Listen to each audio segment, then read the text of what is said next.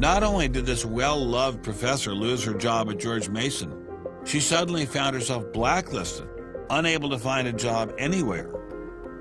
So whenever I interviewed for a job, I would be offered it, usually on the spot.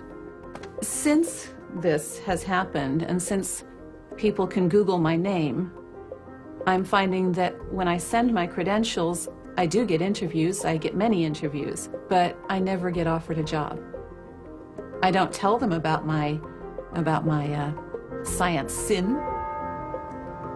I was only trying to teach what the university stands for, which is academic freedom. There's nothing to be learned in neurosurgery by assuming an accidental origin for the parts of the brain that we work on. It wasn't just biologists who were feeling the Darwinist wrath. When neurosurgeon Michael Egnor wrote an essay to high school students saying doctors didn't need to study evolution in order to practice medicine, the Darwinists were quick to try and exterminate this new threat. A lot of people on a lot of blogs called me unprintable names that were printed. There are a lot of very, very nasty comments. Other people suggested that people call the university I work at and suggested perhaps it's time for me to retire.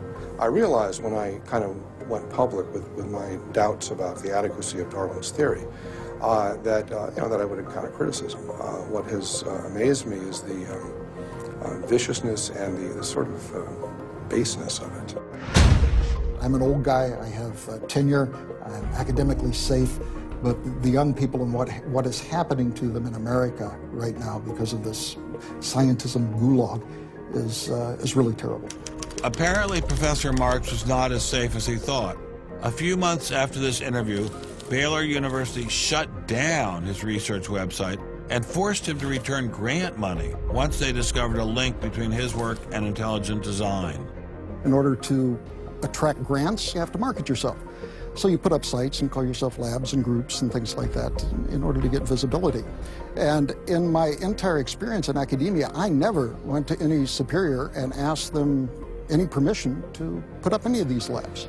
So the fact that this was singled out, let alone shut down, is jaw-dropping. It's astonishing.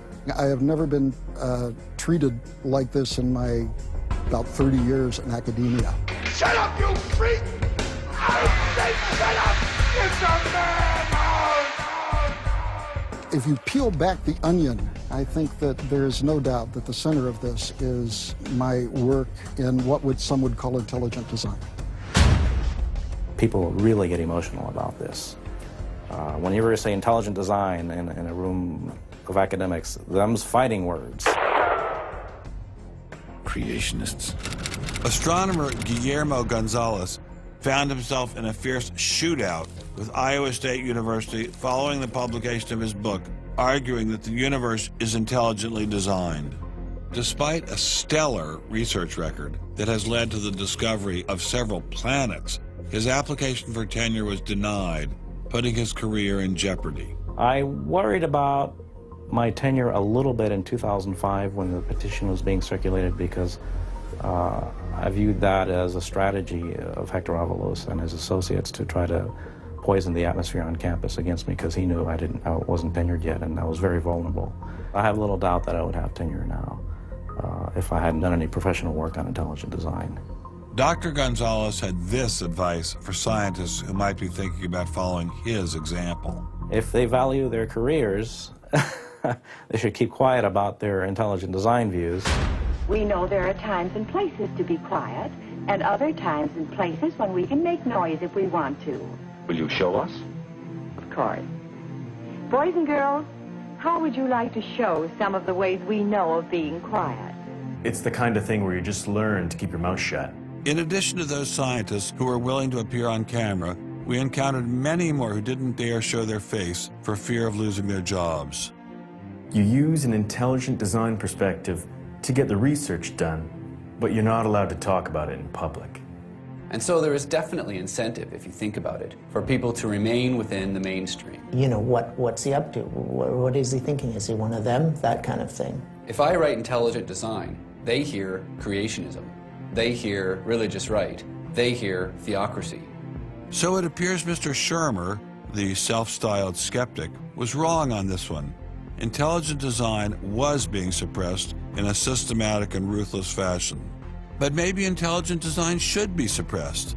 I didn't like what was happening to these scientists, but on the other hand, we don't want our kids being taught that the Earth is flat or that the Holocaust never happened.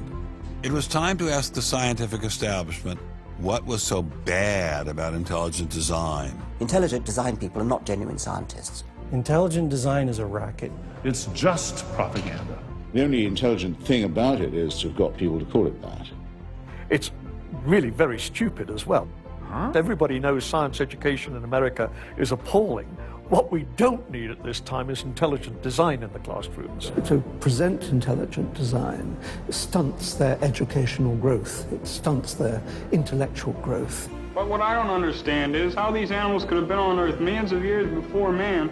And the Bible says the whole Earth was created in only 6 days. It wasn't just the educational aspects of intelligent design that had scientists concerned. Many suspected the movement masked a much larger agenda. Intelligent design is a set of excuses to squeeze creationism into the classrooms. Get intelligent design in the schools today, and we can have school prayers tomorrow. Any other complaints? Can you imagine anything more boring? The boredom attached to ID is supreme. It is so boring that I can't even bother to think about it much anymore. It's just utterly boring. Love is in the air, everywhere I look around. Love is in the air, every sight and every sound. Love was in the air, all right, but none of it was directed toward intelligent design. There seemed to be a lot to hate about ID, and nearly all of that hatred was focused on one place. The people from the Discovery Institute, the people who are doing the intelligent design, they're all varnish and no product. The Discovery Institute is a propaganda mill. It's an institution designed to suck in money from religious investors and turn it into a sanitized, somewhat secular version of the creation story to get it into the schools. If they have a way of understanding nature that's superior to the one that we all are making lots of discoveries using, great. Bring it on.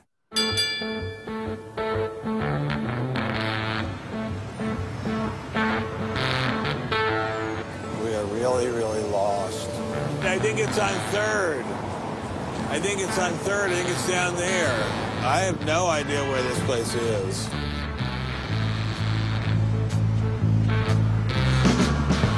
I guess I just keep walking. Do you have any idea where the Discovery Institute is? Have you ever heard of that? Never heard of it. Okay, thank you. How are you, sir? Good. Do you have any idea where the Discovery Institute is? Not a clue. Discovery Institute. Thank you. It's very kind of you to offer. Welcome to Seattle. Thank you, sir. It's got to be this whole building. Yes, where is the Discovery Institute, please? Discovery Institute on the 8th floor, suite 808. Okay. Very good. Aha! Success at last. Aha! We found you. Are you Bruce Chapman? I am. How are you? I'm Ben Stein. Very kind of you to have me here. Well, I'm delighted to meet you. Can I look around and see your office? Absolutely. Do you just have this floor, or do you have several other floors as well? No, this is it. This is it? We've made an awful lot of trouble for being in such a small office. I thought it was going to be like the Pentagon. We're like the little boy that said the emperor has no clothes. And he didn't have a big organization either. When you go around and raise funds, your people are not saying to you, by the way, we're going to get all these scientists out of the classroom and put Christ back in the classroom. Well, I don't know that Christ has ever been in the science classroom. This is not a religious argument. This is something that people, we have fellows who are Jewish or agnostic or various other things. There are people, there are Muslim scientists. There are people of all kinds of backgrounds who agree that Darwin's theory has failed him. So why would you bring religion into it? You don't need religion. This is a red herring, and people who don't have an argument are reduced to throwing sand in your eyes. Well, if the Discovery Institute could get its wish about this subject, what would your wish be? Well, on this subject, as on others, we'd like people to be able to have a robust dialogue.